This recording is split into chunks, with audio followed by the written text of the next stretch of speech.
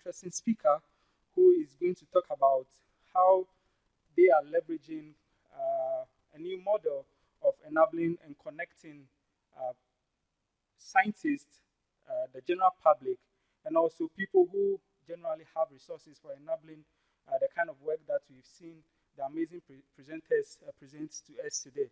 And he is no other person than Gameli Adzaho, who is the Africa Regional Program Manager at JOGL Giant Lab. And Gameli is an environmental and human health specialist and STEAM educator fascinated by community science as a tool to tackle environmental health challenges. He's the African Regional Program Manager at JOGL Giant Lab, a digital open laboratory dedicated to solving humanity's most urgent problems through interdisciplinary collaborations between experts and enthusiasts from around the world. From October 2019 to July 2020, he was a fellow of the Rosenberg Institute for the Network Society, German Internet Society, and a visiting researcher at the University of Kunsten, Berlin, this Design Research Lab at the Berlin Open Lab. Earlier in his career, he implemented public health projects, taught science at the high school level, and trained in tech and entrepreneurship, among other experiences. Gameli creates Global Lab Network, a community of STEAM students and professionals interested in applying science and technology for social impact. He is steering committee member of the Africa Open Science Hardware, making open science and technology ubiquitous in Africa. Gameli champions STEAM education from the grassroots to international networks.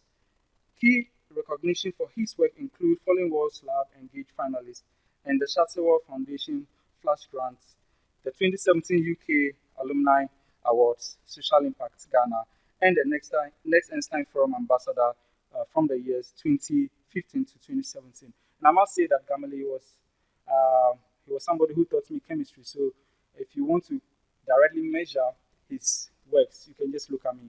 Without wasting much time, please, Gameli, over to you. Thank you. I didn't realize you're the one going to introduce the session, and I also didn't realize you're going to read my profile. And when you're reading through, I thought the most important thing really was our previous relationship in Keta Secondary School. And today my job is to talk about how we can enable open science and technology in Africa. So the previous speakers already eloquently spoke about what we may call the commercialization gap. There are all sorts of challenges that limit our ability to move from the knowledge we get from the scientific process to actually creating innovations that work. So, of course, funding is a big one. Infrastructure is another one. And we can go on and on and on. Now, in Ghana, when people were asked that what are some of the challenges that developmental challenges that they face, of course, infrastructure is a big one but there are also human welfare issues. For example, unemployment, lack of access to education, health, etc., etc. And you can see that all of this is again connected to the need to build infrastructure, but also to work on things like governance, and also to specifically tailor on issues that affect human welfare on a day-to-day basis. So it's really exciting to see the work being done by the likes of Jenny, Yuval, really solving problems using innovative approaches.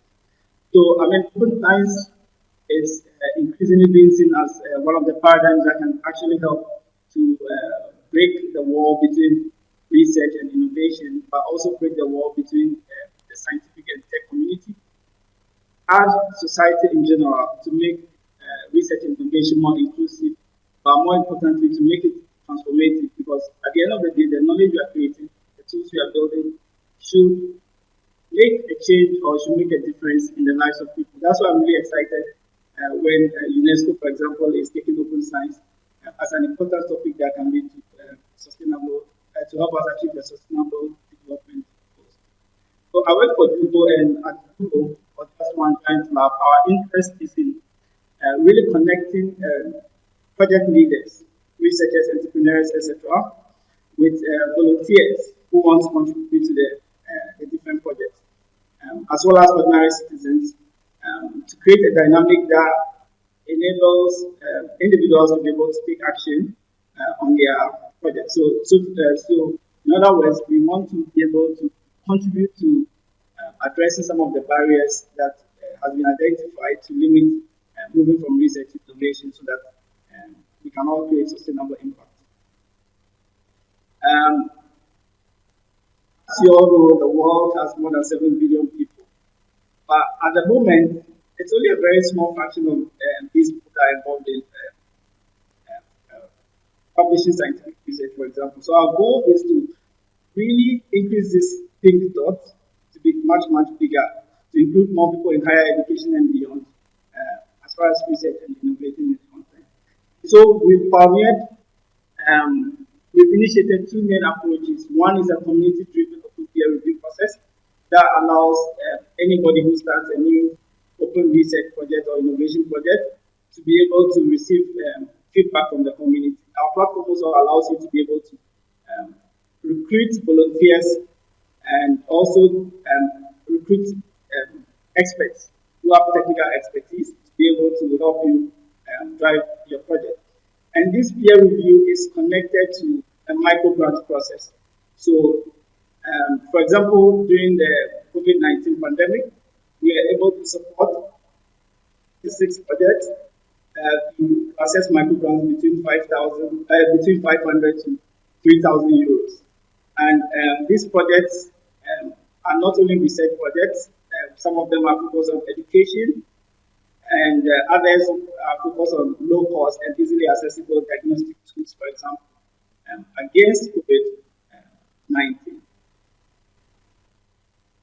These are examples of some of the projects. For example, Corona Detective. A few of them found themselves all the way into the semi-finals and the finals of the X Prize. So, increasingly, we are pushing to have people to have access to JOGL all over the world, which is why the regional initiative for Africa it's very important to be able to give people access to this wonderful tool and this wonderful platform.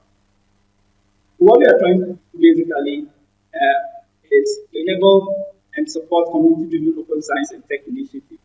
And the way we want to do this is not to do it by ourselves, but to foster collaborations within the African ecosystem and form partnerships that we can jointly, partnerships that we can use to jointly explore emerging opportunities.